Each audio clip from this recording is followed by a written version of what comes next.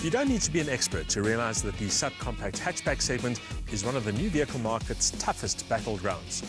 And that's particularly true of the 150,000 Rand to 200,000 Rand price band. The Hyundai i20 is one of the mainstream players in that band. And now, with the arrival of a 1.4 CRDi flagship, there's a turbo diesel in the mix as well. Hyundai's i20 crosses swords with a long list of rivals that includes the VW Polo, Ford's Fiesta, the Peugeot 208 and the Kia Rio.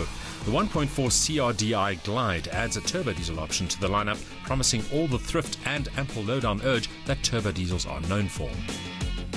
Of particular interest here is the brand new 1.4-litre turbo diesel engine. It's a 4-cylinder unit, and on paper it certainly seems to offer both efficiency and power. Maximum output 66 kilowatt, together with a useful 200 newton meters of torque. But one of the problems here is that the engine is a little gruffer than one would expect.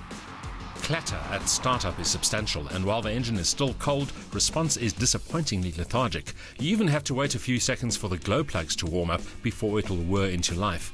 Matters improve once the engine's temperatures have reached normal operating levels though. The lag is much less prevalent and the little Hyundai feels eager enough, but it's rough around the edges by latest generation standards.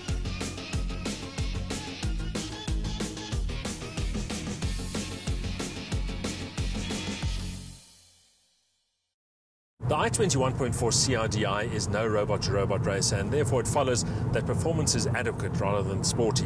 Nonetheless, the 0 to 100 time, 13.5 seconds, top speed a useful 170 kilometers an hour.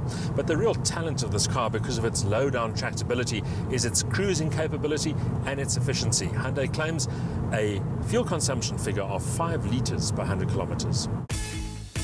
In real-world driving conditions, a figure of 6.5 litres per 100 is perhaps more realistic. But there's another aspect to consider here. The engine makes up for its gruffness and its average economy by happily consuming the dirtier and cheaper 500 ppm diesel, a boon for those who travel away from major routes and may not have access to the greener and also dearer 50 ppm diesel. Ride and handling are pretty much what you'd expect, smooth and unfussed with decent damping.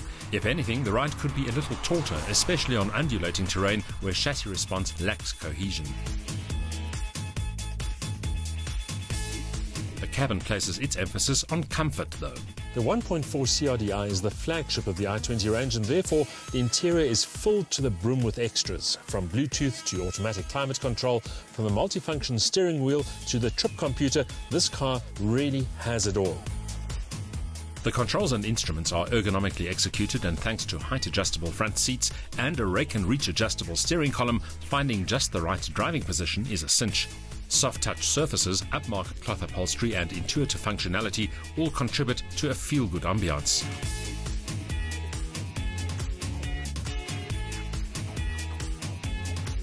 There's no shortage of space up front, but the restricted rear legroom serves as a reminder that the i20 is a subcompact hatch, a limitation that of course is common to all contenders in this segment. The boot's 295-litre capacity is adequate at best, but can be extended by folding down the split rear bench seat. As for safety, the i20 impresses with front, side and curtain airbags, as well as ABS-assisted brakes with electronic brake force distribution. The result is a package of comfort and convenience features that exceeds expectations in this segment. Of course, it also helps that the latest generation Hyundai i20 is a handsome runabout. The current facelifted version made its local debut during the course of 2012, having benefited from a number of subtle but effective updates.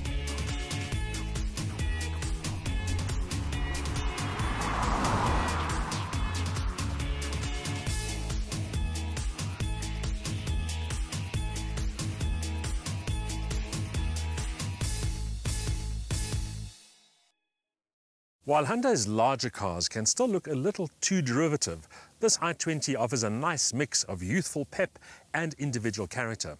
The nip and tuck introduced in 2012 has added extra freshness to the design, and the result is crisp and contemporary.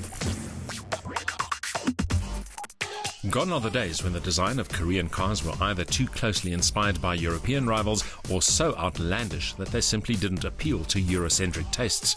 The i20 is instantly identifiable as a Hyundai model, but its cheeky looks and sporty demeanor ensure that its obvious brand identity only has positive connotations.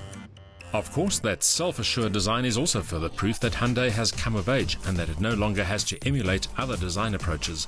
If anything, the i20's trendy aesthetics and youthful personality are intrinsic to its unwavering popularity, while the CRDi's flagship status also means that the exterior features all the extras, from full color coding and integrated front fog lights to handsome alloy rims.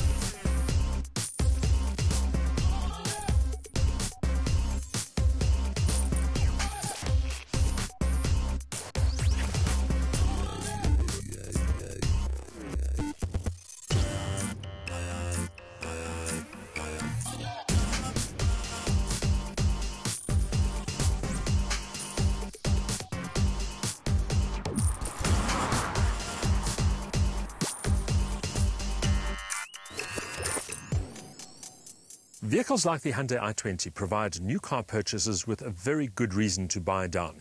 Keen styling, decent packaging, high spec levels and especially low running costs make this 1.4 CRDi a particularly attractive proposition. However, the acquisition price at just under 200,000 Rand is quite high, and for that reason it might be worthwhile looking at the cheaper 1.4 litre petrol version.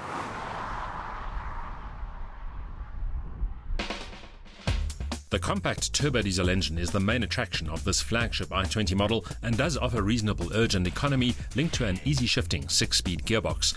It also offers all the bells and whistles in comfort and convenience terms, but by modern standards, the gruff engine lacks refinement, making the petrol model a viable alternative.